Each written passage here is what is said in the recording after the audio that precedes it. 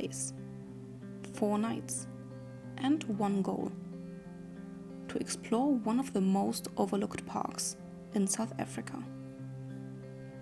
Day 1 begins as we leave Addo Elephant National Park behind and make our way north, straight into the heart of the Karoo. By the time we reach the Mountain Zebra Gate, the heat is already brutal. We've long passed the 40-degree mark, and the animals know better than to move in this kind of weather. We have just entered through the gate, which was a quick process, like usually in the smaller parks, which are not Addo or Kruger. So now we have to drive up to the main camp area, which usually takes quite some time. On the 12-kilometer drive up to camp, which lies right in the middle of the park, we spot only a few creatures brave enough to show themselves. A lone red hartebeest, and in the distance, some elegant blue cranes. A quiet welcome to this rugged landscape. We find the shadiest possible campsite and set up, slowly melting in the afternoon sun. It is freaking hot. Right now it's 46 degrees Celsius. This means we will not be able to find any animals because all of them are hiding from the midday heat. This is why we are also trying to cool ourselves down, and for this we're gonna use the pool.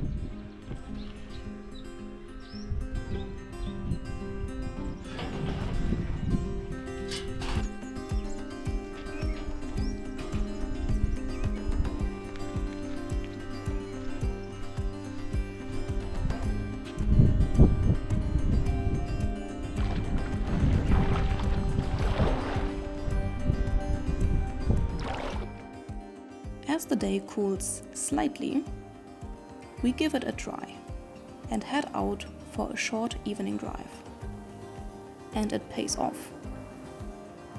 We find a steenbok, a small group of mountain zebras, and the world's largest antelope, the eland. Not a bad start at all.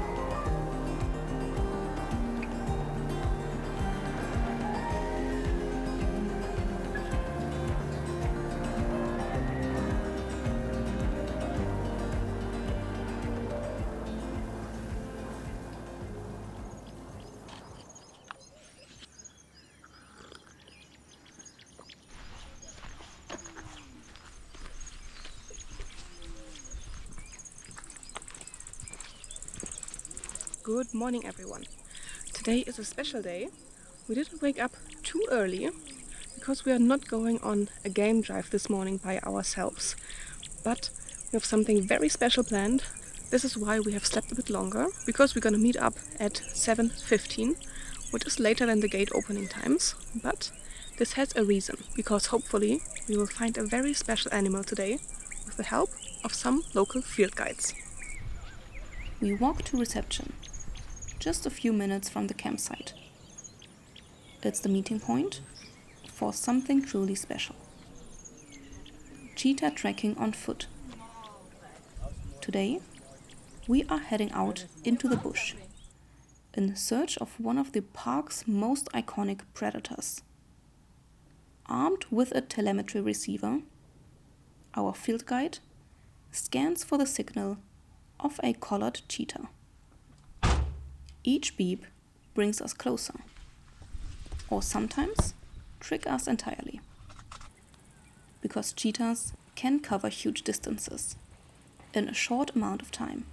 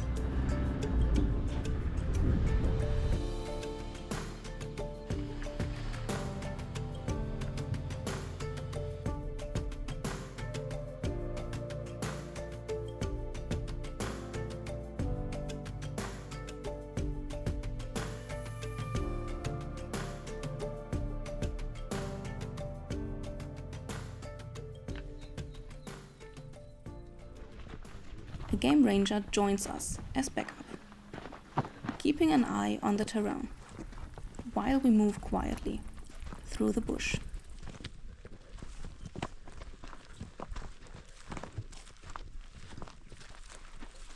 Cheetahs are incredible animals, built for speed, not strength.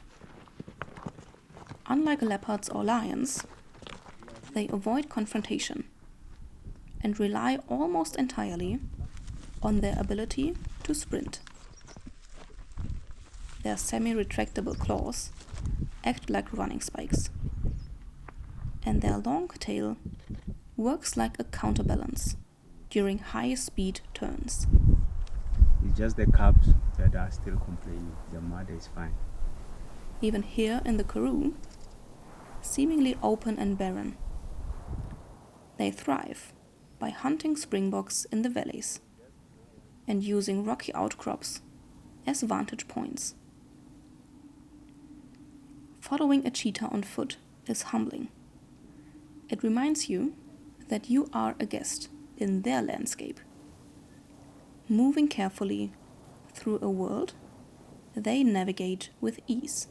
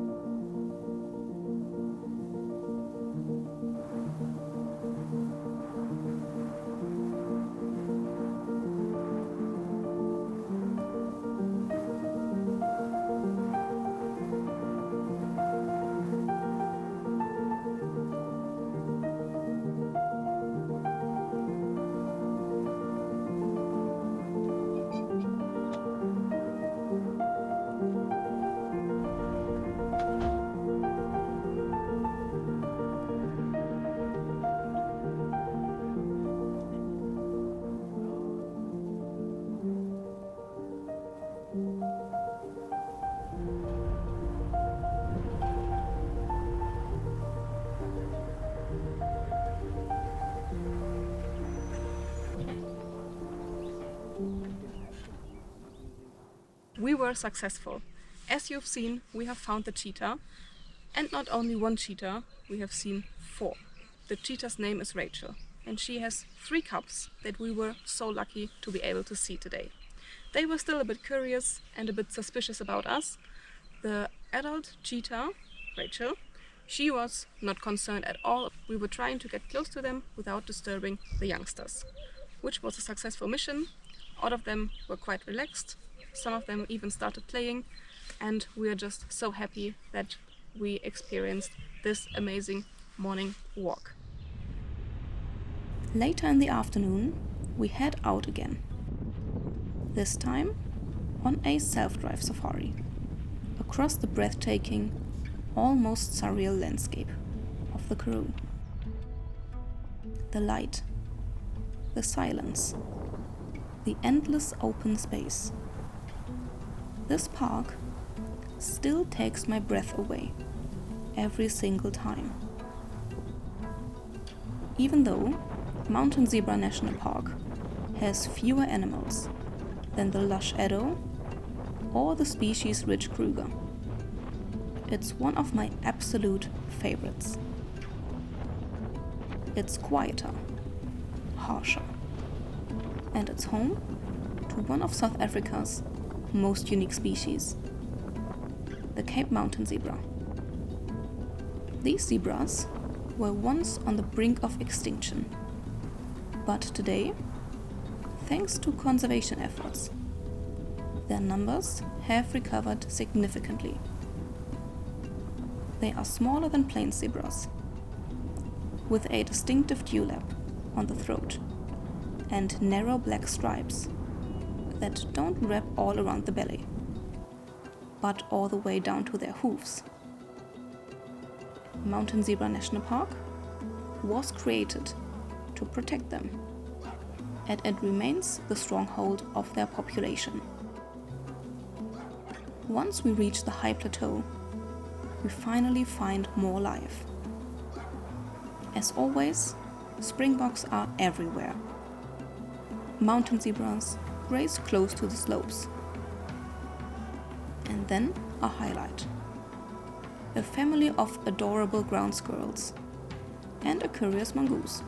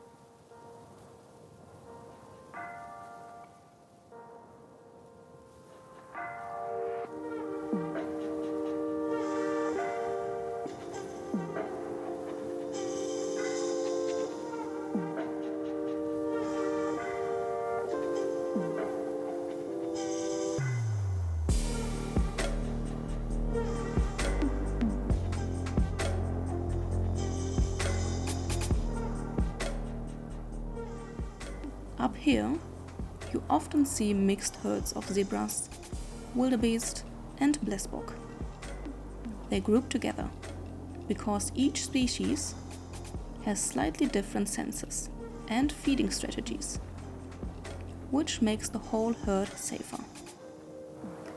More eyes, more ears, and more chances to spot predators long before danger arrives. And they don't compete for the same plants as food.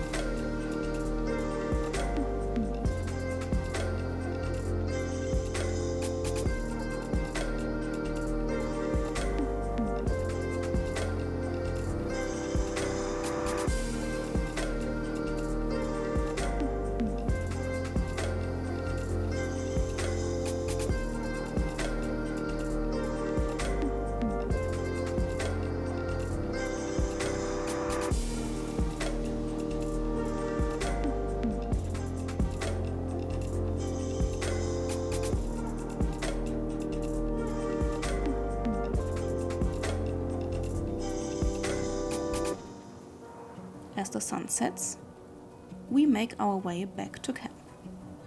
Because tonight, something special is waiting. But that is for the next episode.